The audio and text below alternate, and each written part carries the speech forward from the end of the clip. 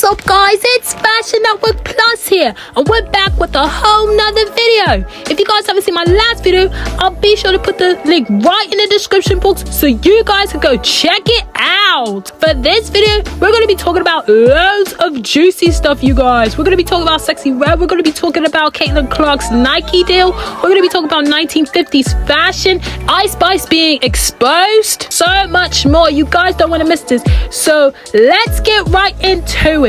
So who do we have here? Sexy Red was rocking this green hair, and honestly, I'm not mad at it. Like, you guys might think it's poopy green or it's trash, but honestly, I just love it. I love how melted it is, and I just love how it definitely fits her. Like, not everybody could rock green hair. Sometimes it do look like diarrhea when some people try to pull it off, but she pulled it off perfectly.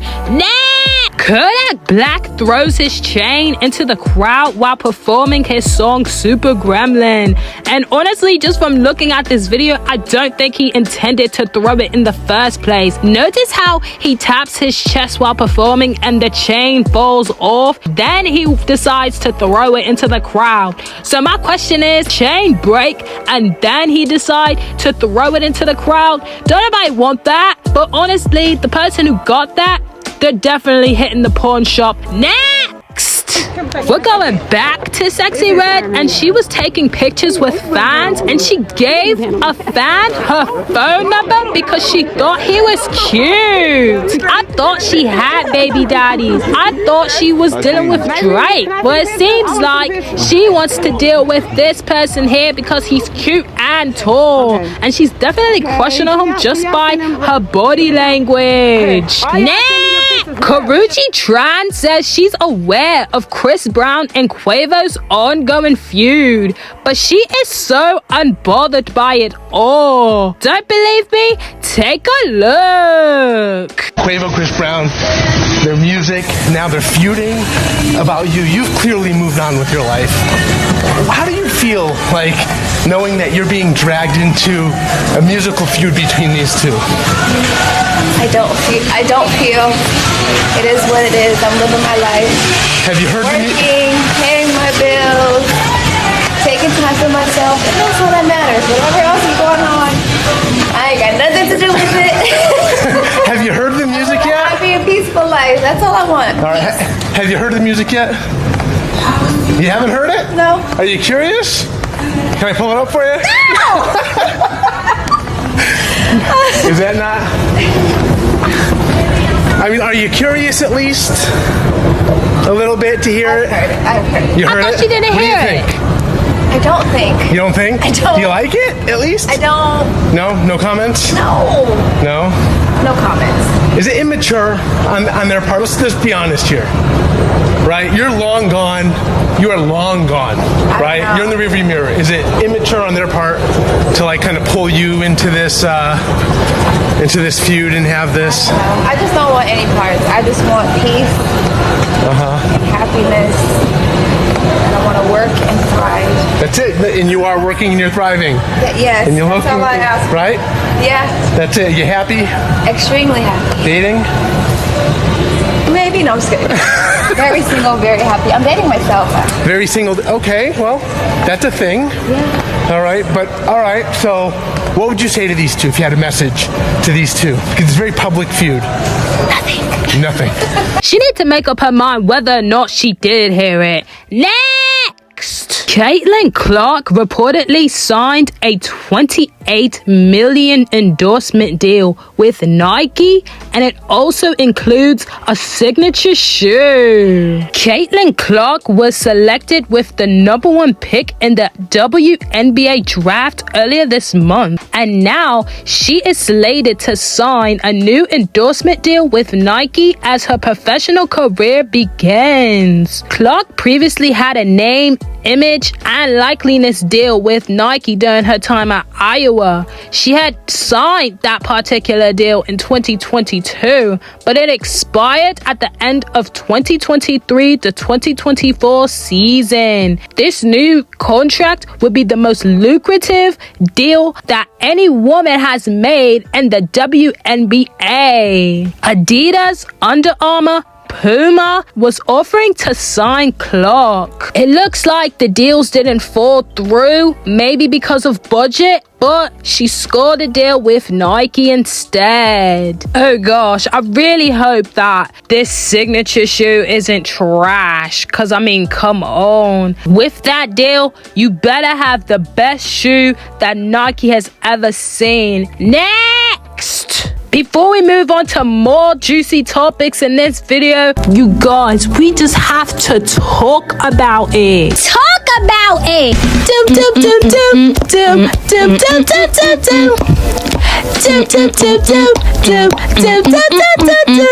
Let's talk about it, talk about it, talk about it, talk about it. We're gonna talk about it, and let's see what these people has had to say lately. See what they talking about. On my community post and me asking you guys what topics you guys would like to see, and they talking about the Ice Spice beef. Please. Oh, is this person in for a surprise? Next. On my Coachella's hot trash outfits and performances, they talking about Tinashe ate. Period.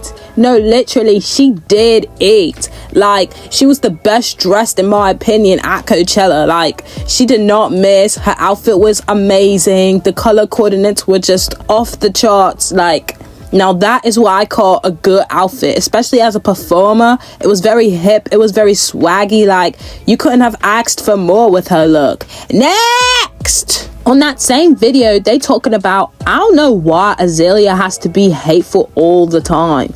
Yeah, she makes good music, but her cocky attitude makes her feel like she's invincible. No, literally. It got to the point where her rants were entertaining, to the point where it's like extremely unnecessary. It's like, please save those rants to the people who's actually done bad, who's done worse.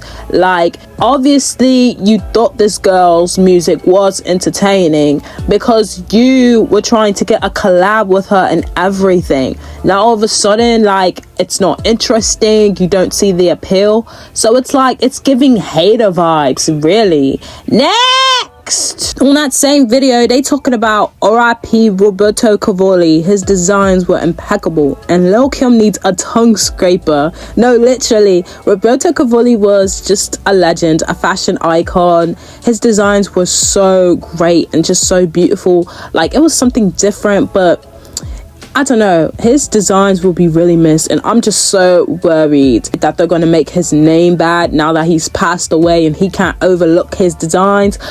Oh my gosh, I really hope that's not the case. And Lil Kim, she needs a dentist, a tongue scraper, she needs a whole new mouth. I don't know, that was just caked up like food, whatever. Everything she ate in her life was literally on her tongue. Next! On that same video, they talking about all these food emojis. So does this mean that my video ate? If so, thank you. I'm seeing a lollipop, some popcorn. Like, it's very entertaining. I'm seeing a burger, some spaghetti. I'm seeing some hot dogs. Like, I'm seeing a lot of stuff. And yes, my video did eat. If that's what you're implying, I'll take it. Literally. Don't forget to hit that subscribe button, and don't forget to comment down below so we could talk about it. Now back to the video. I kind of want to talk about the 1950s fashion, especially the couture era, because really it was described as the golden era of couture. The years 1947 through 1957 was literally the era of what you would say 1950s fashion, because that was also the years that Christian Dior operated his fashion label. And then after the premature death of Yves Saint Laurent death in 1957, they took the reins at Dior, and closing out the decade with his beatnik inspired collection of 1960. So in the 1950s, this infamous era, fashion reached its most glamorous height, and the world's eagerness to leave wartime rations behind. And the world was just in a dire need of beauty, and the fashion industry delivered, like literally, because a lot of the brands you see today emerged in this golden couture era. So the end of World War II meant celebrating women as women, and that also meant nipped waist, voluminous skirts, impeccably made up hair, and accessories for every possible occasion, and also the coordinates of hats, gloves, and handbags, and the not a hair out of place standard of this era. And it also gave women cosmetic diversions. The decade also might be remembered as a step back for women who chased after levels of beauty, but it did deliver some fabulous looks. Christian Dior put forth the silhouette in his 1947 New Look Coraline collection,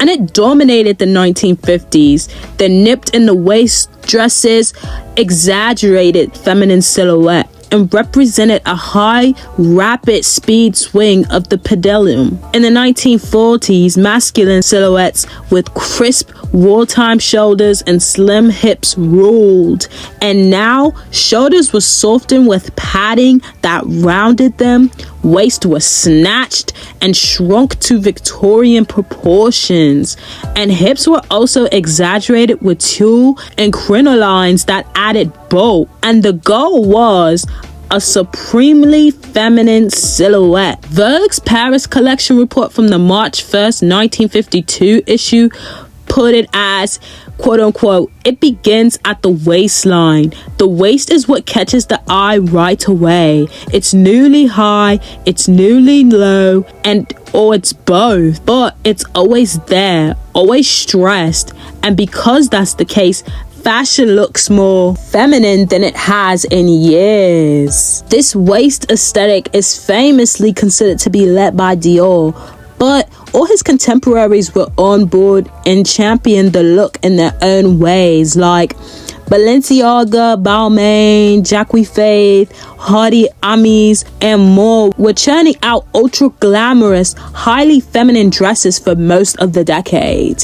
A black market of Parisian couture knockoffs flourished, and individuals with photographic memories were even sent by American department stores to the Parisian press for weeks to quickly sketch what they saw to be immediately reproduced. Today, fashion history scholars look back at the 10-year span of 1947 through 1957 as couture's golden age. It was extravagant clothing at extravagant prices for extravagant living, and couturiers were fashioning the moment. By the end of the decade, youthful fashion and the space age aesthetic would replace the utter prettiness manufactured during the golden age, when designers employed a high degree of savoir-faire as though pushing the limits of beauty. It's unclear who invented the stiletto and what makes a stiletto a stiletto. The stiletto is a word in Italian for dagger, and was first documented as a description of a pointed, slender toe of a shoe, but quickly came to describe a tall, slender heel.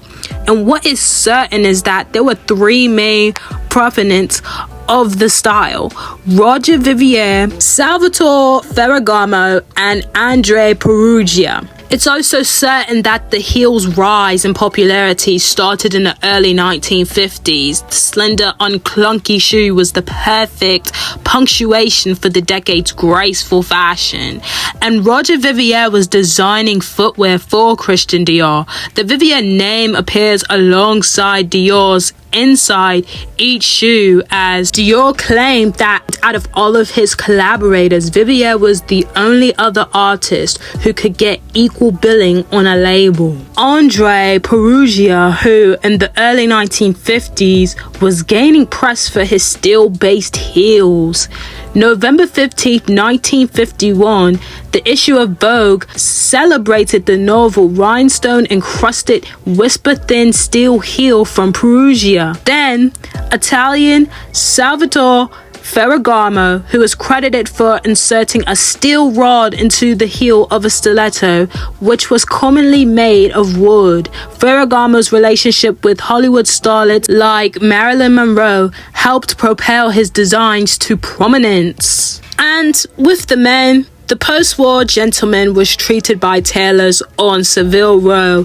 to the new Edwardian look, a slim-cut suit, sometimes 3 pieces, and sometimes with a velvet collar. Jackets were single-breasted, and accessories came by the way of bowler hats and silver-capped canes. Denim, tee, and sneakers, a whole new archetype, emerged in the 1950s. In addition to the youthful wrong side of the tracks looks, which was delivered by Marlon Brando and James Dean on screen. It was called the Teddy Boys, or Ted's look, dominated in youth subculture, especially in Great Britain. These Teddy Boys wore narrow suits and trousers and greased their hair back into quiffs.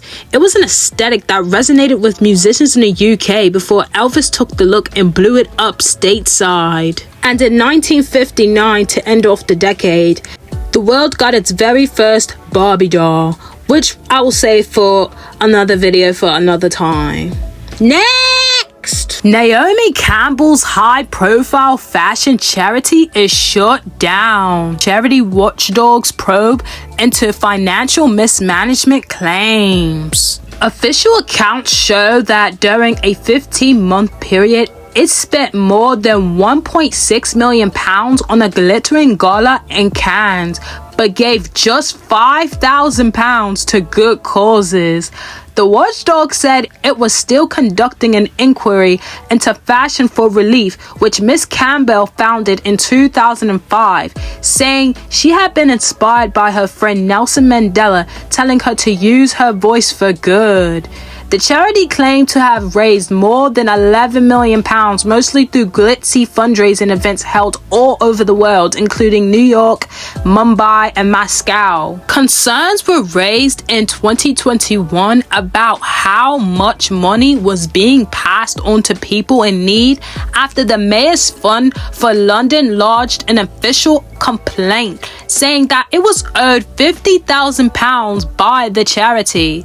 The Mayor's Fund, which helps young Londoners from low-income backgrounds, filed a serious incident report with the Charity Commission, which announced a statutory inquiry in November that year. A Charity Commission spokesman said that the charity has been removed from the charity register last month.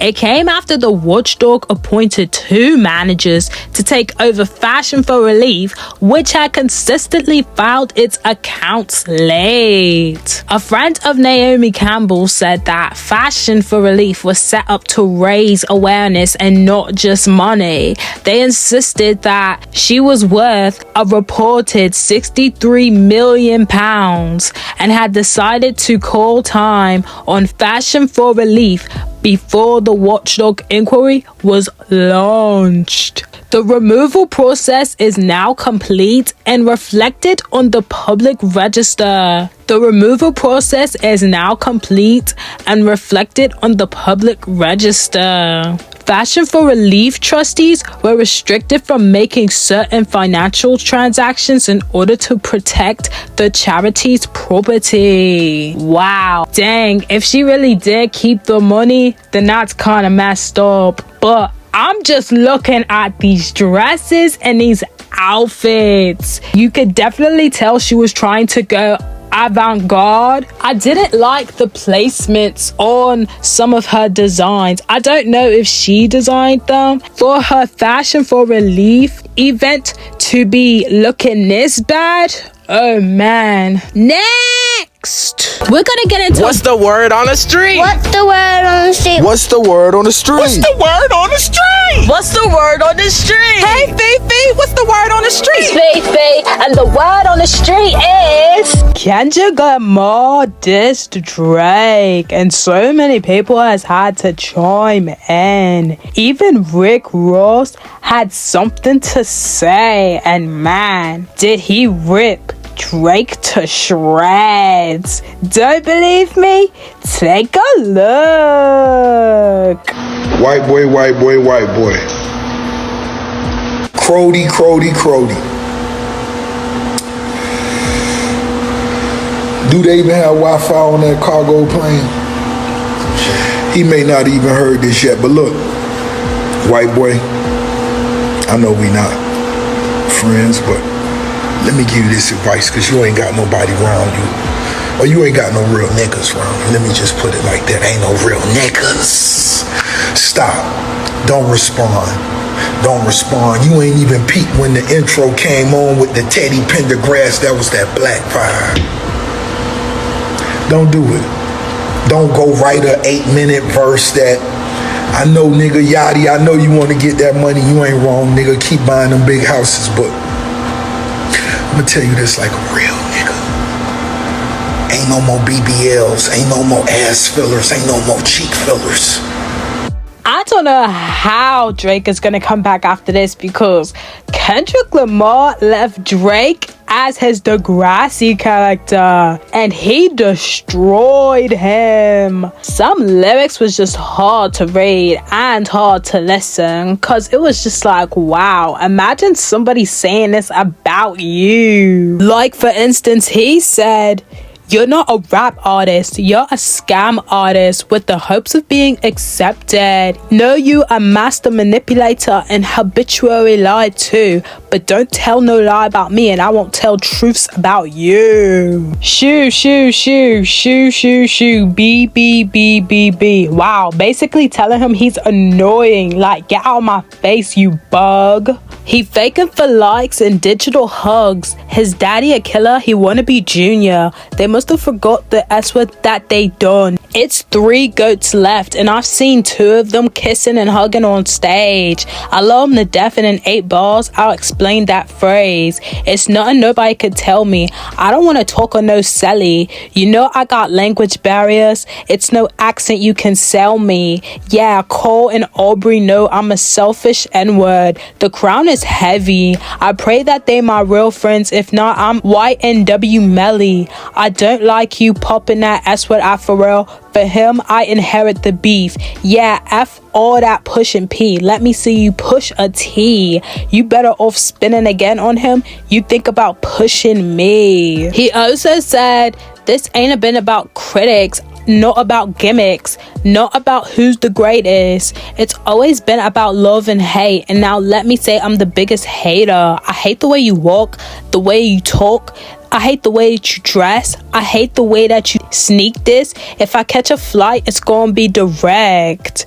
And notice I said we. It's not just me. I'm with the culture feeling. How many more fairy tale stories about your life till we had enough? How many more black features till you finally feel like you're black enough? I like Drake with the melodies. I don't like Drake when he act tough. You gon' make a N-word bring back Puff. Let me see if Chubbs really crashed something. He referenced DMX with the I hate the way you talk, I hate the way you dress line, because on the Breakfast Club, DMX went on there and they asked him about Drake, and DMX let them know, like, I don't mess with Drake at all. He also said, when I see you stand by Sexy Red, I believe you see 2 bad B-words. I believe you don't like women. It's real competition. You might pop your A-word with let's speak on percentage. Show me your splits. I'll make sure I double back with you. You were signed to an N-word that signed to an N-word that said he was signed to that N-word. Oh my gosh. I am so sorry, Drake. You literally lost on that line. He also said, don't speak on the family, Crody. It could get deep in the family, Crody. Talk about me and my family, Crody. Somebody gon' bleed in your family, Crody. I be at New Ho King eating fried rice with a dip sauce and blammy, Crody. Tell me your cheese and fam. We could do this right now on the camera, Crody. AF your N-words. I don't trust your N-words. I wave one finger and thump your N-words like, whoever that's effing with him, F you N-words. And F the industry too. If you take it there, I'm taking it further. Psst, that's something you don't want to do. And then this man really ended the song with him singing, we don't want to hear you say N-word no more. We don't want to hear you say N-word no more. Stop. And then that's when the song stopped. Next! Jeezy denies Jeannie Mae's child neglect domestic violence accusation. Jeezy and Mae married in March 2021 and welcomed their first child together later that year. On January 18th, 2022, the couple engaged in an argument when they were in a parked car in Miami, allegedly. Jeezy allegedly hurled insults at his then wife and threatened divorce. Mae also said Jeezy kept her inside the vehicle against her will and struck her with a closed fist across her cheekbone and eye, causing a subconjunctival hemorrhage or broken blood vessel in the eye when she tried to leave the car. Mae also detailed another dispute months later in April 2022 when the couple stayed at the Ritz-Carlton in San Francisco. Jeezy choked her from behind as she was going up a stairwell, pushed her down the stairs, and hurled expletives at her, allegedly repeating, I could do so much better than you.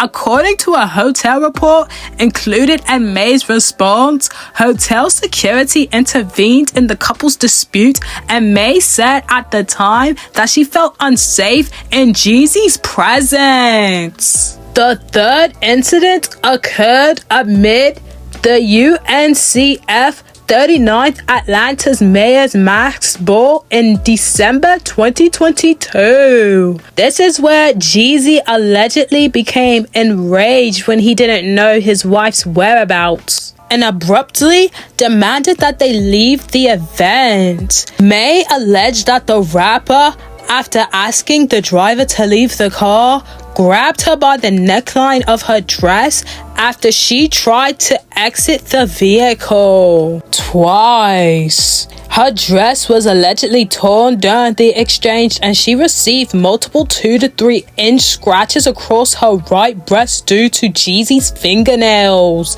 Mae said she informed a therapist about the incident with Jeezy present and told a friend in confidence. Mae also said that Jeezy was keeping firearms all around their house. The rapper claimed that he always made sure that his firearms were in a secured and safely placed and they were put away. But Mae said that allegedly her ex-husband frequently walked around his Atlanta home with an AK-47 in hand and leaves bullets, which is an obvious choking hazard, lying around his home unsecured. Mae also said she turned over a handgun she discovered in the Los Angeles home to police before she and Monaco moved to Boston earlier this month for work. Jeezy did have a response to all of these domestic violence claims,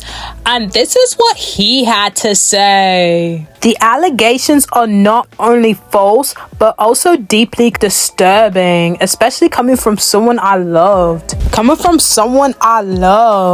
This malicious attempt to tarnish my character and disrupt my family is ridiculous. It's disheartening to witness the manipulation and deceit at play. And at this time, my main concern is being an active father to our daughter as I continue to fight for court-mandated joint custody. Rest assured, the truth will prevail through the proper legal channels. Wow, if this is actually true, dang Jeezy. But if they're not, then dang. Next! Rihanna was seen at her Fenty event and she was looking good as far as the hair and the makeup. I feel like that was on point. But this dress is like killing me because I'm not a huge fan of this dress. Like, it's so plain city. I like the material, the suede like material, but honestly, this dress doesn't make up for this nice material. Like, you could just tell from afar, like, that is some good material that they used to make this dress, which makes me upset with the design choice. I feel like if this design was spiced up, this look would be a 10 out of 10, but the only thing carrying her with this look is her hair and makeup. Like, and that's a shame. Like, this woman has her business opening and all that. She's celebrating new things, new items, new merchandise. She's coming out with new stuff for us to shop for. And a good dress, come on, that's like the key. Like, what happened to bad girl Riri, who knew how to dress who knew how to dress your socks off, literally? What happened to the dress to kill? I'm not getting any of that. Next! Chrisean's baby has been going viral and people has been calling it ugly. It's a shame because they're talking about a literal baby. Chrisean was getting interviewed while eating at the Cheesecake Factory, and people were concerned by how she was handling the baby, how she was holding the baby, and how she was eating like she was a Wolverine, how she was eating like she hasn't eaten in 10 days. Like, she was talking about how she loves exercising now, and she stopped smoking, she stopped drinking. But it's like, why couldn't you do that when you were pregnant? The only person I'm judging is Chrisean, not the baby. Like, the baby is an innocent little baby who has no idea what's going on. So why call him ugly? Why sit here and drag him through the mud? He literally is existing. This is what she had to say. Okay, I stopped smoking.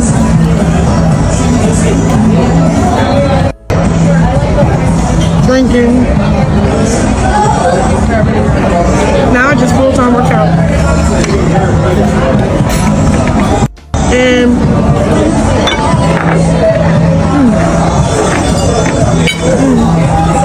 this is good. Like,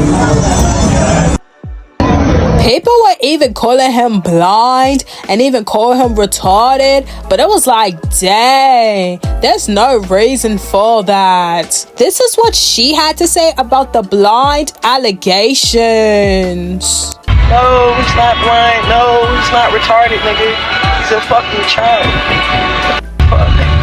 That's all y'all want to sit up and talk about. I don't give a, you know what I'm saying? I really don't give 2 fucks for real. But I'm not even addressing nothing because I don't give a fuck. You feel me? We ain't talking about your baby because it don't get you views. Like, you can't talk about your own kids. You know why? Because it ain't gonna get you views. It's not gonna get people watching. So yeah, talk about what's most wanted. Talk about what's most talked about. Me, Chrisean. The name Chrisean is like stat. But it's cool. I drop in July. Everything. My first game May 4th. You know. I feel like this whole situation was 100% preventable because we've seen many interviews and we've seen her on TV doing toxic behaviors that would definitely affect the baby. So she literally cannot get mad at nobody but herself. But hey, the baby seems happy and seems to love his mum. Next! I've got some tea for you guys, okay? Before we get into the juiciest tea, I just have to start off with a woman claims that Lil Kim's dance moves helped to save her during a drive-by shooting. Don't believe me? Take a look. Obviously ended up resulting in somebody getting shot. You know, did you hear the gunfire? If so, take me through that moment. So I'm walking to the car and I got my baby with me.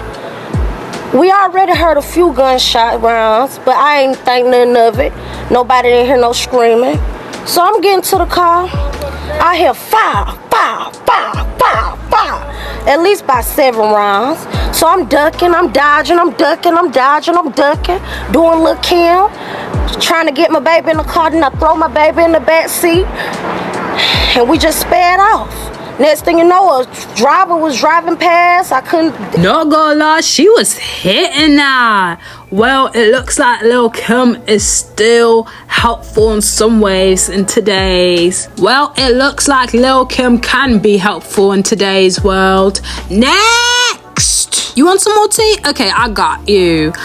Oh my gosh, Miss Azealia Banks is back at it again. And this is because of what she had to say about Kendrick Lamar. As you guys know, Kendrick Lamar dropped a diss track against Drake.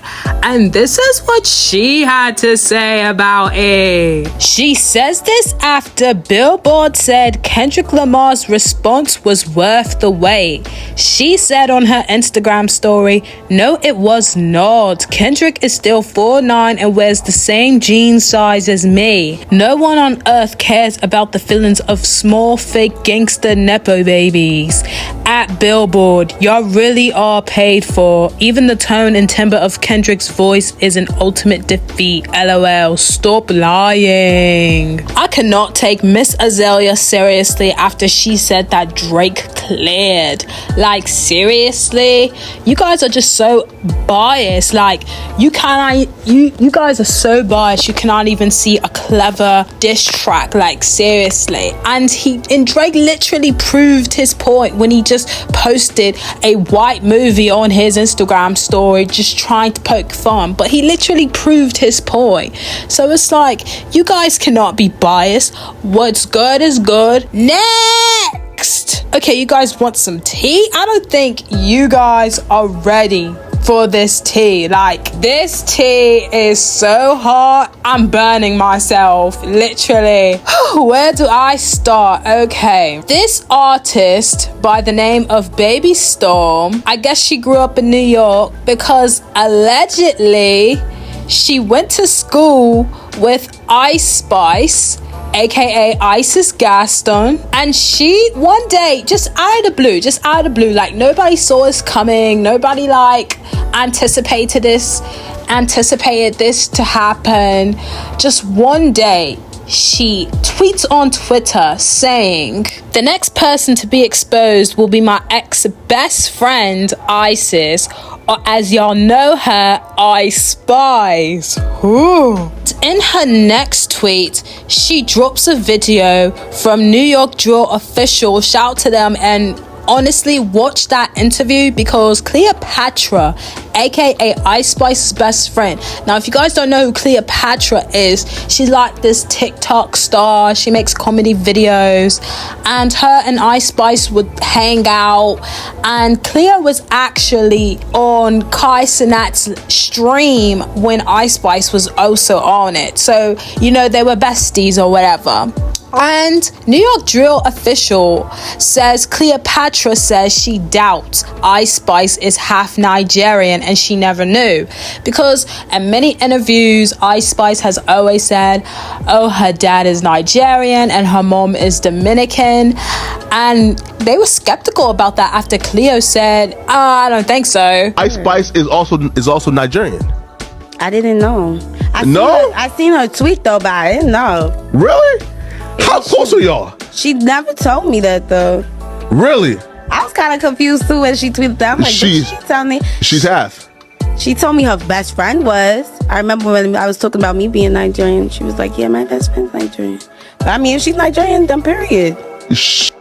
So Baby Storme tweeted, This is Cleo, the girl she chose to be her best friend to the public, when in reality it was me behind the scenes. Cleo and her are not really best friends. Isis has always hated Cleo, but she used her so she could appear closer to blackness. She also lied about being Nigerian. She stole that from me. Someone commented, but you was accepting this, so why you only said this now? And baby Storme then said, because unfortunately I thought she was a real friend. I've known her since we were 13. We went to the same grade school and high school, Sacred Heart in Yonkers, New York. We met in 8th grade. She was my high school bully. I forgave her after high school because she apologized for bullying me. She only tried to rekindle with me when I started doing music and got some motion. She used my connections and resources to make her way to the top and pretended to be my friend. She forced everyone in her life to sign an NDA, including me. But the only person I'm signed to is God. So I will speak the truth. Wow. I don't know, baby Storme. I would definitely not be friends with my high school bully. Like, that was set up to be a disaster. She then posted screenshots of messages that she allegedly sent to Ice Spice's phone. Now, if you see on the contact name, it says Ice's second phone. So this is what it basically says. I noticed today that you refollowed Lucy. Out of curiosity, I clicked her page. She was public. I clicked on a random pic and the first comment I saw was yours. The last time I spoke to you about Lucy, you told me that you and her met up once and rekindled, but that was all. A few months later, you said she only sends you memes sometimes, but I know the reality is you guys are friends again. This message is long overdue because despite everything you've done, I genuinely wanted to believe you were a real friend, but the reality is you are not one, have never been one, and will never be one. You and I were not close in high school because you were a bully. You knew you stole my best friend, LOL, and took every opportunity you could to throw it in my face and laugh. You knew it genuinely hurt me, but you're a person who genuinely takes pleasure in other people's pain. I moved on and left all of you behind. Then in 2019, you reached out to me after I started pursuing my music career. You reposted the song on your story. I was surprised at the time to see it coming from you. Lucy also reached out to me trying to support all of a sudden. As for Lucy, I knew it was fake, but I now realize it was that for the both of you. You only supported me at the time, just in case. But again, I wanted to believe it was real. In that same conversation, you told me you wanted to pursue music. I supported you and told you that you should. In January of 2021, my first song went viral. You reached out to me after that and planned for us to hang out. At that point, I hadn't seen you in 5 years. I drove to EJ's house to pick you up, and one of the first things you said when you got into my car was, "Also, I'm sorry if I was a B-word in high school." I said, "It's okay." Then we went to get lunch. On our way there, you told me you stopped being friends with her years ago. You spent the whole car ride talking about how fake Lucy was and all these reasons why you stopped being friends with her. Before we went in, I had a Zoom call with Alamo. I wasn't interested since it's a hip-hop label, but I told them about you on the phone. You were only friends with me at that time because you saw my emotion and wanted to be acquainted. You pretended to be a real friend, but again, I didn't want to believe otherwise. A few months later, I moved to California. I told you that you were always welcome to visit. You texted me one day and asked if you could stay with me as a favor. I said yes. I happily opened up my home to you. When I found out you came with EJ but left him to sleep on the floor of Jordan's apartment while you were comfortably staying at my place, I opened up my home to him as well. Someone I didn't even know at the time. I let you both stay with me for 2 weeks. Within that time, you pretended to be a friend. You accidentally let it slip that you, Lucy, and Trevor all went to egg my house. But you said you were coming clean at that time. I was on okay terms with Lucy until you told me what had happened, and I cut ties with her for good and never looked back, thank God. You even spoke to my mom about the situation, making it seem like it was all her and not you. For years, you told me you could never be friends with Lucy again because of the person she was. But the truth is, you two belong together. I want to make it clear that you are not my friend, and when the time comes, I will expose to the world the real person you truly are. Count your days. Whew, a lot, right? Someone went in her comments and asked, was she ever colorist? That's something many people have wanted to know about her. She erased most of her tweets before 2020, and Baby Storme replied with yes. And she also continued with, and the sad part is, I was too scared to put her in her place. I was afraid of her, but not anymore. And then she leaked 2 screenshots of text messages. Ice Spice allegedly texted, but then she'll be like, I'm dark skinned, so I always have to work harder than everyone. And she put crying emoji and a gun. And she also said some girl on Twitter stooped low, so I went to H word. And Baby Storme says, this is actually true, but only partially. I hate the song. Like, actually, I didn't like it when I first heard it either. I think it's annoying, but her team did a lot to push it. Baby Storme says, they even emailed me asking me to post it. I ignored it, of course, but still, laughing emojis. She has better songs, honestly, but still no fan base. And Ice Spice replies, which I understand, but let's not act like she not one of the chosen dark skins, because she does benefit from pretty privilege still, and for being skinny. Booty drop. Do they ever offer to pay you when they ask you to promote other people's music? Baby Storme tweeted, she is also fat phobic and many other things. And by the way, I'm only telling you guys about 1% of it. Believe it or not, this is nothing. Peep shea butter community. She is referring to dark skins. And this is what their texts had to say. Ice Spice allegedly says, LMFAO. Like, I wish I could fight that wide B word. I usually don't respond to people, but how you gonna make a whole graph and on top of that mention Down syndrome? Like, B word, I hope all the kids you have be born with Down syndrome. TF. And then Baby Storme replies with, acting like they know you in real life. We're just human and everybody has their breaking point. And Ice Spice said, for real, but people think they can play with me all day. Baby Storme said, that's why I'd rather be like a Doja. I'll happily tell everyone to go to H where I don't care. And Ice Spice replies with, the shea butter Twitter community preying on my downfall. Same, and I'll go with them. So if you guys don't know what Ice Spice allegedly is talking about, some girl said that Ice Spice looks like a kid with Down syndrome, which was pretty messed up. I don't know, I'm gonna have to pass on this one of her being fat phobic or whatever, because I would literally say the same thing if somebody like sat there and called me a child with Down syndrome. Like, that's so rude. Baby Storme tweets, I don't know Cleo's Twitter to tag her, but I know she'll see this. Cleo always knew Isis wasn't a real friend.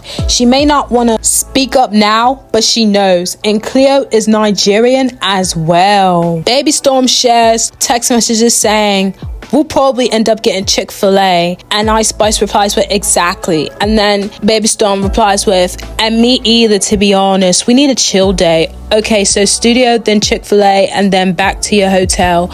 And what time am I getting there? It's too good. To the studio, I mean. Yeah, text me before you come to make sure I'm still there. Okay, sounds good. I'll see you later.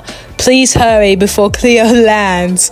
LMAO, okay. And she put a teapot, and then Baby Storme replies with, okay, got it.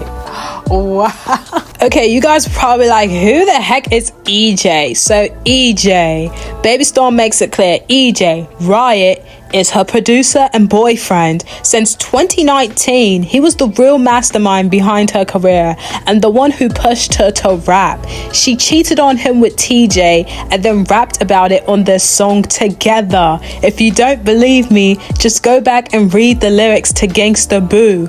But this time, read carefully.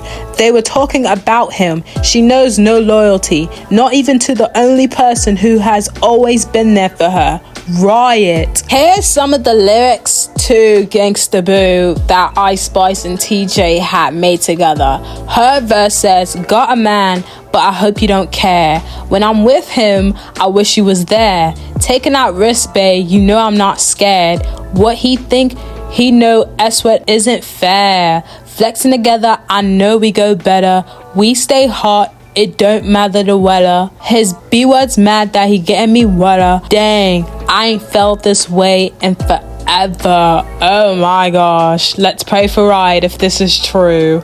So, Baby Storme texts Riot. By the way, Riot is the guy who Ice Spice says on who produces Ice Spice's songs. She'd be like, "Stop playing with them, Riot." So yeah, that's who she's talking about. So she texts Riot and says, "ISIS cheated on you with TJ in 2022 and lied to your face about it.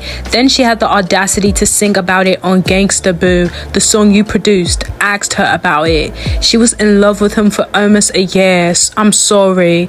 It happened the night she slept in TJ's bed while you were in the house." Oh, people were always skeptical about them dating. People was always like, oh, they must have messed around, this and that. Like, they even got matching hair colors. Like, he's always there at the events. Like, you know, a producer don't always have to be at events with you, but he was always there. And, you know, people thought that they were dating. So this, like, brings, like, the rumors all the way back up. But if she really did do that with that man while he was in the house, oh, that's sick. And then Baby Storme tweeted, "ISIS did everything in her power to make sure my career would never take off. She did everything you could possibly think of and more. But I'm not afraid of her anymore. This is the truth." She also says, "ISIS never gave a F about Palestine. She thought y'all were effed up for posting the dying children. This was in February. I first told her about Palestine in November. When I told her, she said, 'Oh well, bro, bad things happen every day.' So I'm the one who tried to educate her and get her to speak up, but she never did. And y'all never demanded her to because she benefits from colorism. She thought I was wrong to fight for them because they wouldn't fight for me. The night of the Super Bowl, she was too busy hanging out with Taylor Swift, another person who doesn't care about Palestine, and she called me while I was on live to try to get me to stop talking about it. A lot of you people are defending a monster. This was the day after my birthday." ISIS texts Baby Storme, "Hey, you okay?" "Yes, how are you?" "Good, just checking in. I saw you talking about mad topics on live." "Yes, have you seen what's going on? Things are so sad, it's not even funny anymore. This world is so depressing. With the homeless people rules, that too, but that's the least worst of it. Basically, everyone is talking about Palestine right now because there was a crazy bombing during the Super Bowl. While the Super Bowl was going on, if you saw it, you would literally cry. So many kids killed, literally mutilated. People are so depressed and hopeless right now. It's so sad. It's really disturbing how they're posting dead kids too. It's really beyond anything you could do, to be honest. Just try to focus on the good in the world. You can't help everyone. I had no idea about that. It's crazy I didn't see not one person talk about that besides you. Like, I knew about the previous ones, but not yesterday. It's basically a second Holocaust, and that's just one problem right now. So many issues. People are so tired. Even me, like, after I did a release for Palestine, all my industry connections and people trying to sign stopped talking to me. But it made me happy because I didn't align with them. And I'd rather weed people out, to be honest. But yeah, bro, how have you been recently? how have you been feeling? You're fighting for people that wouldn't fight for you because you have a big heart. Not to play devil's advocate, but I kinda have to... I don't see anything wrong with what Ice Spice allegedly has said, honestly, because, I mean, what can you do besides donate? I mean, you can't, it's not like you can go over there and actually rescue these people. So it's very unfortunate that Palestine is going through that right now. I mean, people don't even want to see dead children. I mean, that's a bit much. So I don't see really what's wrong. And she even reached out to you saying, hey, are you okay? So it wasn't like she was completely insensitive. So I don't feel like it's fair. People are literally fighting for their own lives every day. To paint her as this unsympathetic person when really she was just being real. She also tweeted the cheating part was bad, but that wasn't even the worst part of her relationship with him. The worst thing she did is the domestic abuse. She beats the F out of him and he has never hit her back. Raya has always been pure and a true man of God. Isis was always the evil one. His love for her is the only reason he put up with it. But after speaking to him yesterday, I'm sure he left her. If he hasn't, I'll still post a screenshot of her admitting to domestic abuse so the world could see. She also tweeted, remember when Lil TJ publicly asked Isis for the watch back last year? Lil TJ threatened to kill Riot because she was playing with him too, and Isis did not care. These were their messages. Allegedly, Ice Spice texted, TJ was asking for the watch back and I said no, it's my gift. Plus Benny gave it to me. And Baby Storme said, shaking my head. Ice Spice then says, he was like, you don't love Riot if you don't give it back. He was like, I'ma kill Riot if you don't give it back. Imagine killing someone over a watch. She tweeted, let's get into Rico Nasty and how she was the first to try to steal my identity. She reached out to me pretending to want to work together, then invited me to her house so she could persuade me to write music for her. When she realized it would never happen, she ghosted. She told me I was who the label made her pretend to be. And then she chooses violence and drags Aaliyah's interlude, this other black music artist, and she tweets, you didn't find it funny that racist A-word Paris Hilton invited you to her house and tried to become your bestie after it, girl? She saw a young black woman flourishing and used you to profit, and you actually went there like a fool. And you don't care because all you care about is how you move up in this industry. You know, no loyalty. So I am no longer loyal to you at Aaliyah interlude. Congrats. You lost your one true friend in this industry. Hope it was worth it. And then she tweets again. Aaliyah recorded her first song at my house. It's my home studio. I'm the reason she was able to make it, girl. I'm the one who taught her everything she knows about how to be an independent artist and gave her all my connections and help behind the scenes. Aaliyah, you actually were a real friend to me, but a friend to everyone is a friend to no one. You're still friends with Marley after she drugged me and had me illegally sent to a facility. The police are looking for her. Maybe you were in on it like she said. Oh my gosh, she's literally just dragging everybody left and right. It seems like I'm literally watching an online wrestling match. Like, she's literally grabbing every single person, and it's like this person, that person. Wow. And then she's texting Ice Spice again. She's venting to Ice Spice saying, bro, tell me, do you think it would be weird if I got upset that Aaliyah is spending so much time with Rico? I don't think I have a right to be mad because it's none of my business, but I think Rico is hanging out with her in spite of me. because she knows me and Aaliyah are friends, and I don't talk to Rico anymore. Like, it's really not a big deal, and I'll never bring it up with her, but she's been saying Rico is weird, and she was weird with both of us, and now they're like besties. And Aaliyah's birthday is next week, and she wants to come stay with me for her birthday, and I'm supposed to be making all the plans, but then I see them hanging out, and I'm like, maybe I'm just being dramatic, I don't know. LMFAO, if I were you, I would just be friends with all of them. I feel you, it's kind of weird, but the industry is smart AF. Like, Cleo talks S-word about Lola Brooke and Maya the doll, but she still be around them and she. So like, I felt that OD, but that's the industry, also the world. Yeah, bro, it's just high school 2.0.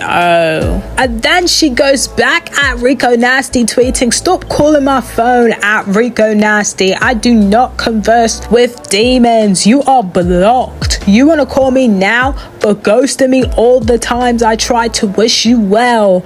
This demon invited me to her photo shoot, but never intended on having me in it because she knew I would outshine her. I never heard from her again. Then she dropped the video, and funny enough, it looked exactly like one of mine, but it didn't work because I'm the original. She ended up taking the video down from YouTube. Skull emoji. She then exposed call logs of Rico Nasty calling her 3 times. She went on to tweet, let me tell you guys the kind of person I am. The first time I went to Rico's house and met her, I bought her flowers and bought candy and Mario Kart for her son Cam. That's why my ETA kept changing, because she didn't know I was surprising her with that stuff on my way. He adored me, by the way. At Rico Nasty, I know Cam asked you why I never came back. I wonder what lie you told him. He is the sweetest and most pure kid in the world.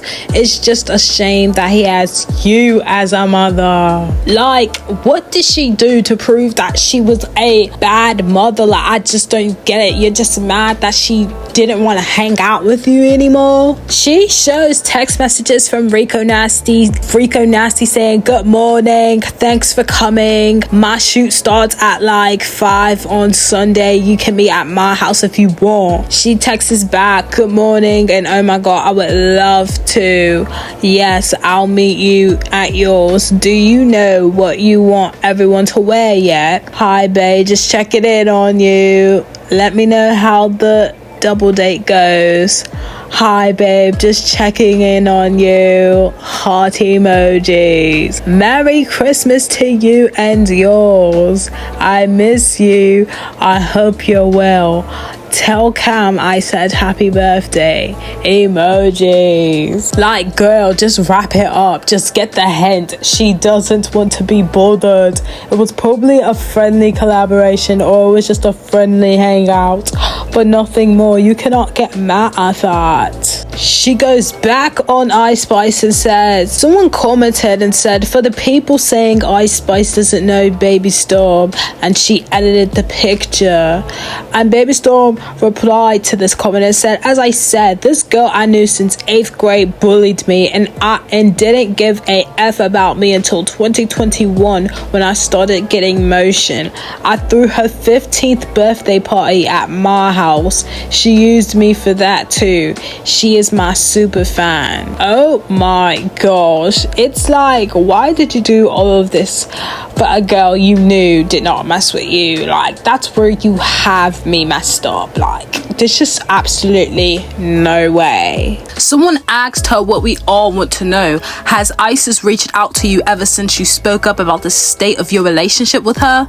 And she replies with, I told her I was gonna expose her. She was blowing up my phone from multiple fake numbers and emails, but I blocked all of them. This was after Riot called me and I told him about the cheating. He confronted her already, but like I said a few days ago, he already wanted to leave her for a while because of the domestic violence on her part. she tweets and also posts more screenshots of the text messages. She says, I never ever condoned anything this woman did while I was friends with her. The only person who kept it real and told us to stop.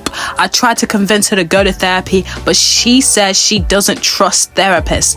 There's only one person here who takes domestic violence as a joke, and clearly it was never me. And their text messages read, what are you up to? Iconic, waiting for EJ to finish cooking and laundry, had to straighten him out. I know that means a few slaps. LMFAO, dang. She says that she's going to be exposing what Ice Spice said about Nicki Minaj as her grand finale, but it's like, okay. And then she moves on to Azalea Banks. So apparently they have history, because this is what she tweeted. Someone commented, Baby Storme is basically a new age Azalea Banks. And Baby Storme says, oh, I'll be addressing Azalea too.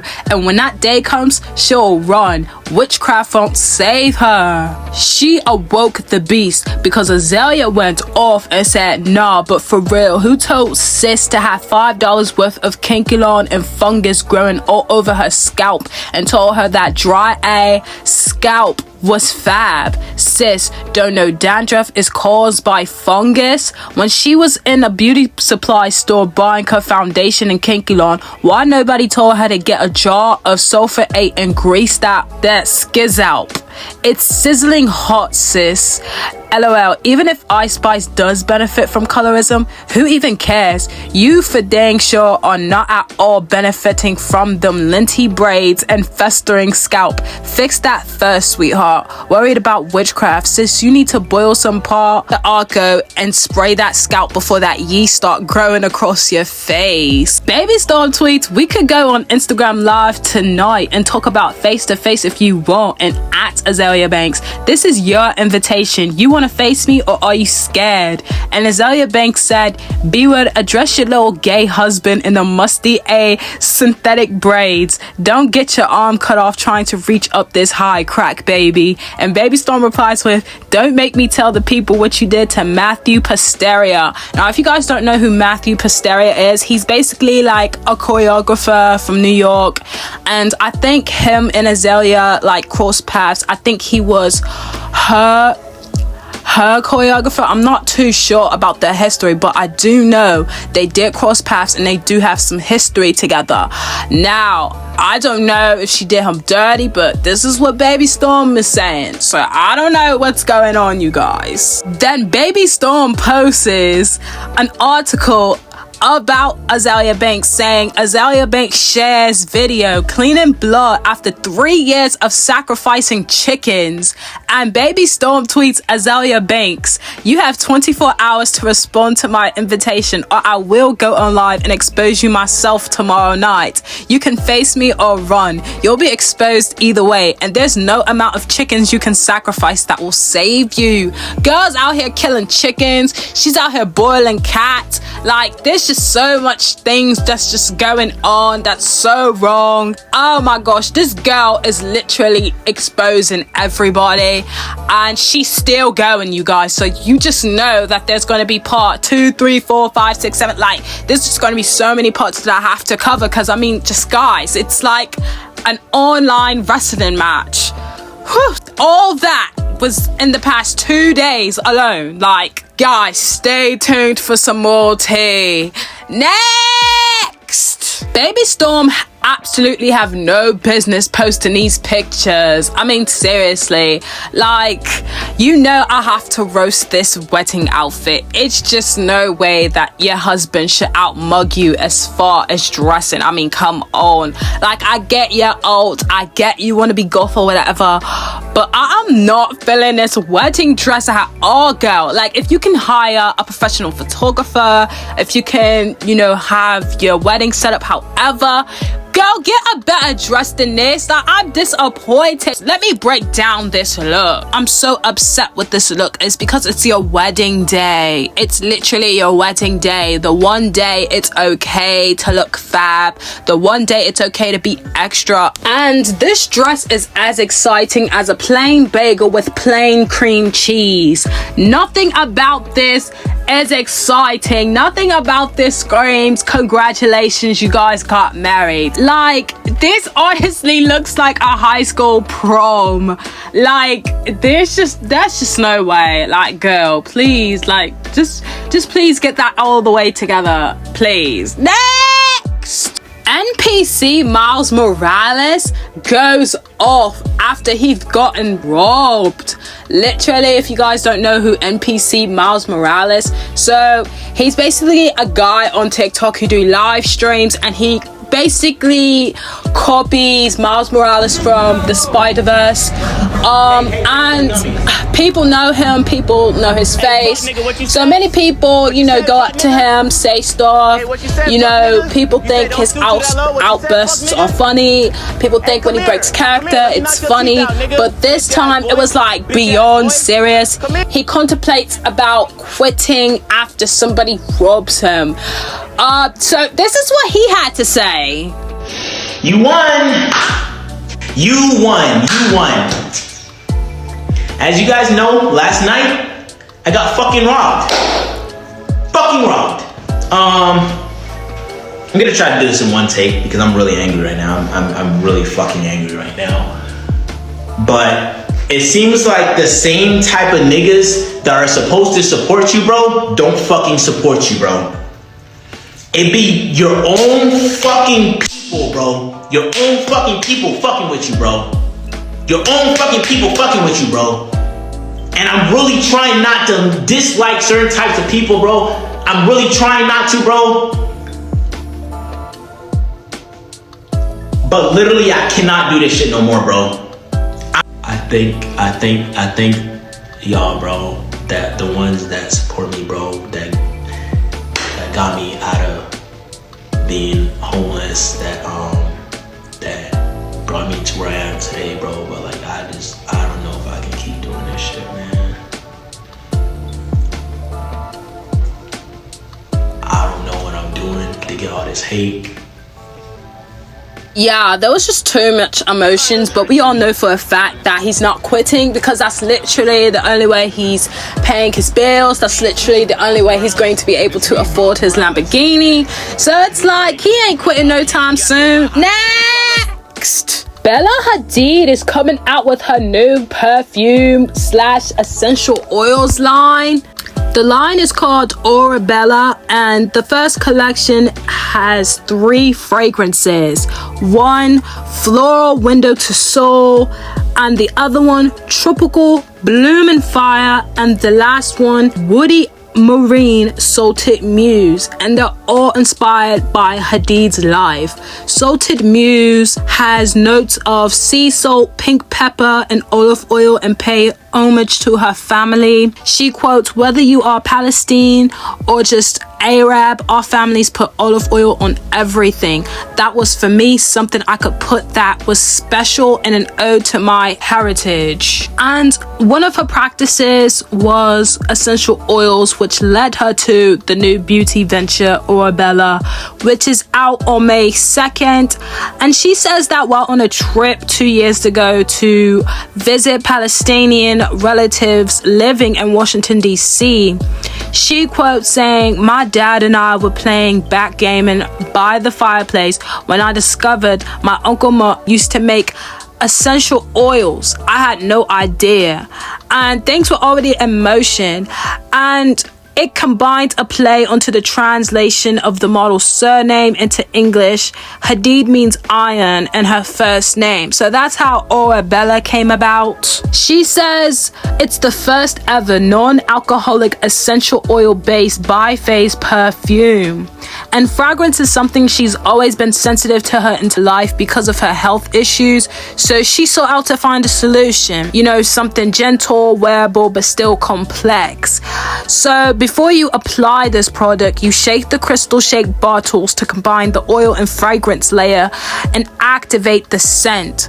Other personal touches to this product include her initials and the angel numbers 222 etched onto the top of each flagon, and the specific shade of the gold lids inspired by the raw gold of Arab culture and heritage. Now, she recently announced that she moved to Texas and she's taken a break from modeling. This is the thing that she's most likely going to be focused on, right? It looks, you know, elegant in a way. It makes you want to buy it. I have to admit that it makes you want to buy it because I mean the bottle shape itself is an aesthetic. However, the visuals for her campaign, I mean the outfits were giving. I was so surprised because usually when models like try to do their own thing, it doesn't really hit right. However, you could definitely tell something that she's passionate about because of the simple fact that the visuals were just, you know, it matched what the descriptions of her oils were. It matched, you know, the floral essence. It matched the sea salt woody essence. You know, it's something that you're like, okay, this makes sense. It all goes together. And her modeling, I feel like the best thing that she did was to model her own. However, I'm not a huge fan of her makeup. Just a 10 milliliter bottle costs $35 and the most is 100, and that's for 100 milliliters. Now, if you're gonna price it for this much, that scent better last long, like seriously. And she wants another $35 for a stand for the perfume, like, and she says on her website that every purchase gives back to her foundation, so at least it's going to a good cause. I really like, however, how she shows, you know, the process of making it. She showed her working with teams, working with the formula. She showed the whole entire process, and she even showed it on her website. She was also seen in New York recently. She's been wearing vintage Dior. She wore this vintage Dior dress. I actually like this dress. I feel like it's well put together. Next! So now we're gonna get into Spotlight of the Day. Today's Spotlight of the Day is...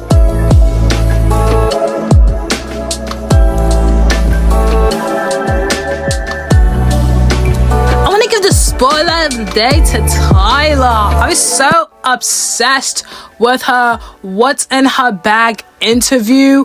She was killing it with her outfit. She shared some of her beauty secrets, and it was the most realist, the most rawest, the most authentic What's in My Bag interview that I've seen like this past year, because it showed everything about who she was. It wasn't just, you know, her trying to be trendy, her trying to be too relatable. I really like how she was just like, this is me, this is what's in my bag, and it very much looks like, yeah, that's her, that's who she is, that's her culture. She could have gatekeeped most of these products that she likes to use. This one was an A+, like it just had to be highlighted. And now she's teasing like an upcoming collab with Gunna because they were seen, you know, shooting together. So it's just, we just have stuff to look forward to as far as her with music. I really like the direction she's going in as far as winning a Grammy, and she's like definitely trying to solidify herself as an artist. Like, she didn't win it and just became lazy and she just stopped. No, it actually like fueled her fire even more.